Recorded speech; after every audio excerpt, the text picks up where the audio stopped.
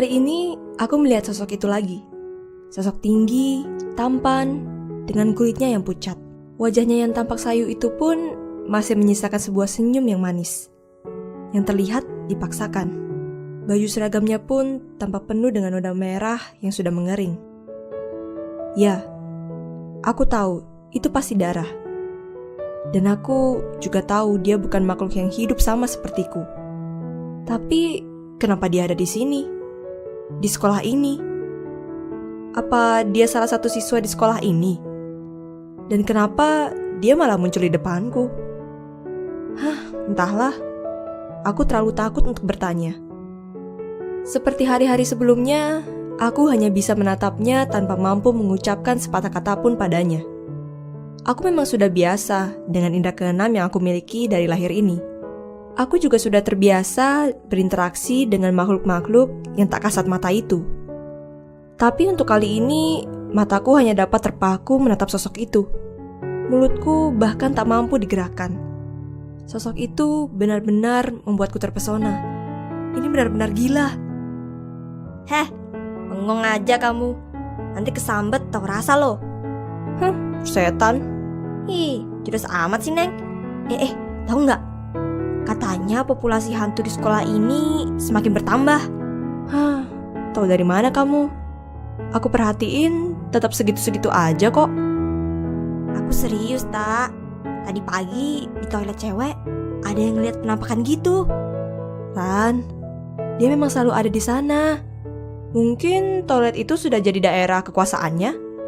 Jangan bilang gara-gara makhluk itu kamu jadi trauma ke toilet.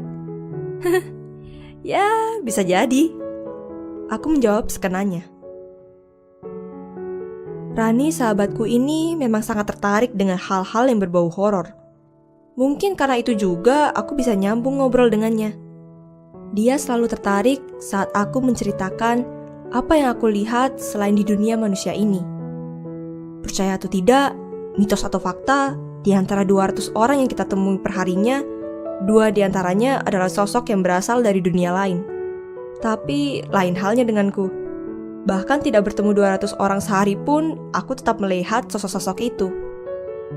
Ran, kamu tahu siswa cowok yang tingginya sekitar 185 cm, putih, rambut lurus, dan ponian?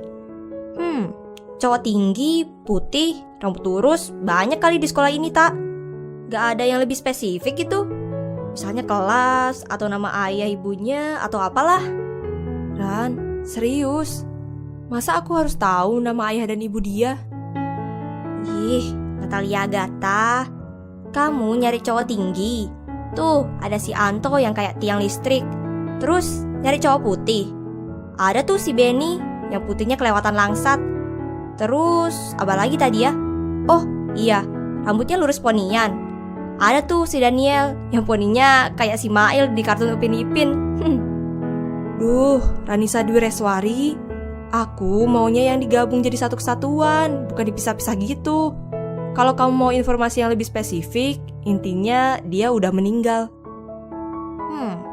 Tinggi, putih, rambut lurus, terus udah meninggal. Oh, Bara maksudmu? Bara? Kamu tahu dia siapa? Siapa sih yang di sekolah ini yang gak kenal Bara? Cuma kamu aja deh kayaknya. Bara itu cowok berandalan yang kerjanya tiap hari cuma berantem atau malakin adik kelas. Tapi denger-denger katanya dia berasal dari keluarga yang broken home. Ayahnya nikah sama janda muda, lalu ibunya ditinggal begitu saja.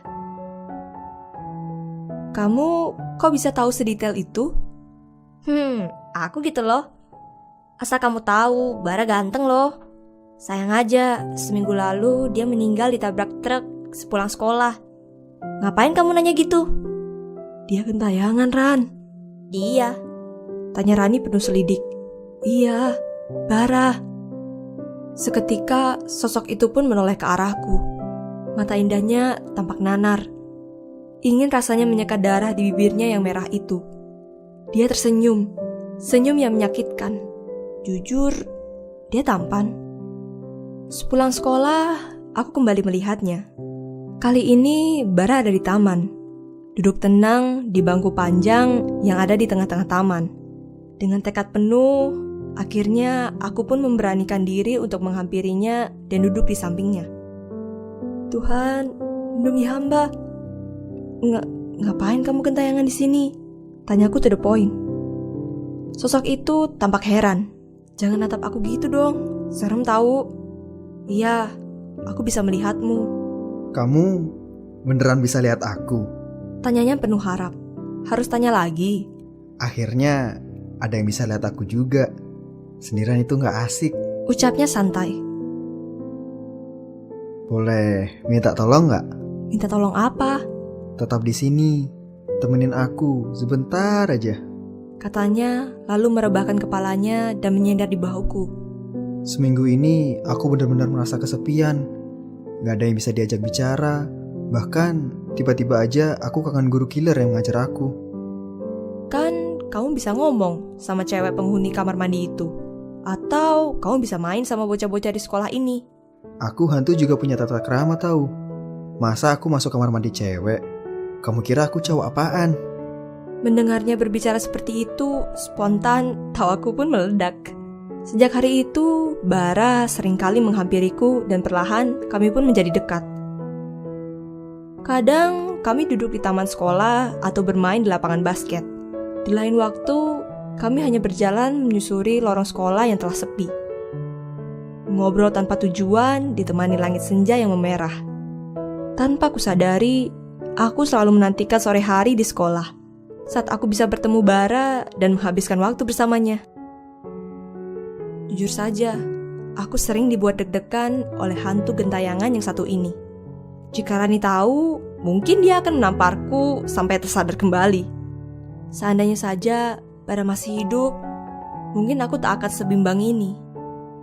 Bar, udah sore nih, aku pulang dulu ya. Besok ngobrol lagi. Aku berdiri dan melambaikan tangan tanda perpisahan. Nat, tolong bantu aku cari sebuah alamat. Alamat siapa? Kenapa Bara menyuruhku untuk mencari alamat tersebut? Keesokan harinya, setelah pulang sekolah, aku pun mencari alamat yang dimaksud Bara. Alamat itu tertuju pada rumah sederhana di salah satu kompleks perumahan di kotaku. Terlihat wanita parubaya yang tengah menyapu halaman rumah sederhana itu. Permisi Bu, benar ini alamat rumah Bu Anita? Iya, dengan saya sendiri. Ada apa nak? Ibu itu segera menghampiriku. Ini Bu, ada pesan dari Bara. Kataku seraya menyerahkan selembar surat. Bara, apa dia sehat? Sudah lama sekali ibu tidak melihatnya. Kenapa dia tidak datang sendiri ke sini? Hah, anak itu. Pasti ribut lagi sama papanya. Ibu Anita atau ibu kandung Bara perlahan membaca surat itu. Sebenarnya surat itu murni tulisan tanganku. Tidak mungkin kan hantu bisa menulis? Di dalam surat itu tertulis curahan hati seorang anak yang rindu akan kasih sayang orang tuanya. Curahan hati seorang anak yang tak mungkin bisa lagi membanggakan orang tuanya. Dan curahan tentang bagaimana sayangnya Bara kepada ibunya. Tubuh Bu Anita bergetar hebat. Air matanya tak bisa dibendung lagi saat mengetahui anak yang selama ini ia besarkan sudah tiada. Bara itu anak yang baik. Dia anak yang kuat. Bahkan saat kedua orang tuanya berpisah pun, dia tidak menangis. Sayang, dia benar-benar keras kepala. Dia tak mau menerima kehadiran mama barunya. Dia menjadi anak berandal demi mendapat perhatian orang-orang di sekitarnya. Bara hanya seorang anak yang sangat haus akan kasih sayang orang tuanya. Anak yang amat malang. Tanpa sadar, aku pun ikut meneteskan air mata saat melihat Bara yang tengah mendekap ibunya. Dia menoleh ke arahku dan tersenyum mencoba menenangkanku yang mulai terisak. Tak perlu waktu lama, aku dan Bu Anita berkunjung ke pemakaman Bumi Setraya. Terukir indah nama Bara Anantakanaya di atas batu nisan. Setelah memanjatkan doa agar Bara bisa segera tenang di alam sana, kami pun pulang. Seminggu berlalu. Sekolah ini terasa berbeda tanpa kehadiran sosok yang selama ini memanjakan mataku. Mungkin sosok itu sudah tenang di alam sana. Semoga saja begitu. Tak, bisa tunggu aku sebentar nggak? Tiba-tiba disuruh Bu Atik ke ruang guru nih. Kata Rani. Tentu. Oke, tunggu aku di taman ya. Bye. Setelah melihatku mengangguk, Rani pun melangkah menuju ruang guru. Aku kembali duduk di kursi taman sekolah. Sesekali aku pun menoleh ke kursi kosong di sampingku, berharap dia datang. Padahal aku tahu pasti itu tidak mungkin. Aku pun menengadah dan memejamkan mataku. Kangen ya sama gue? Bisik seseorang. Aku membuka mataku dan menoleh ke sumber suara. Ruben? Kapan kamu datang dari Amerika? Aku melihat sahabat lamaku yang tengah berdiri di belakangku. Kok lo kayak kecewa gitu baru ngeliat gue? Emang lo ngerapin siapa yang nyapa gitu? Tanya Ruben penuh selidik. Apaan sih? Ya iyalah aku kecewa. Kamu balik gak ngabar-ngabarin. Aku spontan berbohong. Maaf deh, gue baru balik tadi malam. Ini oleh-oleh buat lo. Katanya sambil menyerahkan sebuah bingkisan. Jangan ngambek lagi. Kali ini sambil mengacak-acak rambutku. Aku pun menunggu Rani ditemani Ruben. Cepet banget kamu move on dari aku. Mendengar suara halus itu, aku pun menoleh. Bara? Dia masih di sini? Aku kangen kamu. Lanjutnya, jantungku bergetar hebat. Jujur, aku pun juga sangat merindukannya. Aku juga kangen kamu, kangen banget, kataku lirih. Ruben menoleh ke arahku dan menatapku dengan tatapan bingung. Sementara Bara dengan tapang polosnya tersenyum dan menggenggam lembut tanganku. Maaf udah ngerepotin. Makasih banyak buat semuanya. Bahagia terus ya. Aku pamit pergi. Ucapnya lalu mencium lembut keningku. Air mataku tak tertahankan lagi. Aku menangis terisak. Walau bingung, Ruben tetap menarikku ke pelukannya dan berusaha menenangkanku. Tenang di sana, Bar. Janji, aku akan bahagia di sini. Tanpa kamu.